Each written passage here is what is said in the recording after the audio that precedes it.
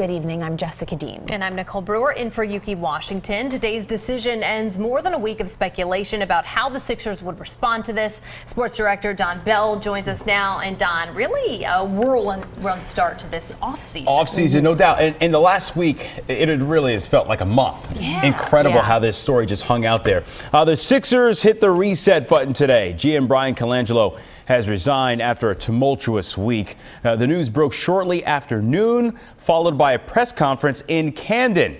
That's where Matt Petrillo is. He joins us live from the Sixers training facility with more. Matt.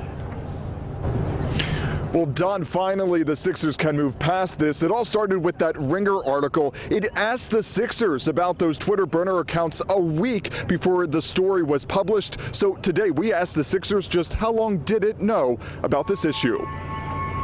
Our PR department knew about it, and the way the Ringer described it is right. I didn't know about it till the day the story broke. 76ers managing partner Josh Harris said this afternoon he personally first heard of the Twitter burner accounts an hour before the Ringer article went live. There was, I guess, initially a lack of believing the story from people who heard it. As the story emerged in all its glory, people all of a sudden understood the gravity and the severity of what was going on. Since then, the Sixers hired a New York-based law firm to investigate the anonymous Twitter accounts which were used to attack critics, players, and colleagues. Today we learned the investigation linked most of the accounts to Colangelo's wife, Barbara Bottini. A disappointing situation for everyone. According to the investigation, when interviewed, Miss Bottini admitted establishing and operating the accounts. Forensic evidence corroborates her admissions. Bryan Colangelo always denied using 4 of the accounts. He said he used a 5th one to track news, but never sent any tweets. The law firm investigation found that to be true, but it also said our investigation was limited and impeded by certain actions taken by Miss Bottini, including her decision to delete the contents of her iPhone by executing a factory reset of her device prior to surrendering it for forensic review. And again, Bryan Colangelo resigns just after 2 years on the job. We're live at the 76ers training complex. Matt Petrillo, CBS 3 Eyewitness News. All right, Matt, thank you. All right, so Colangelo is gone.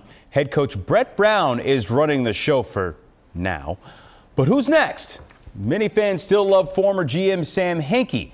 But if Hinkie were available, would the team bring him back? Managing partner Josh Harris with the answer.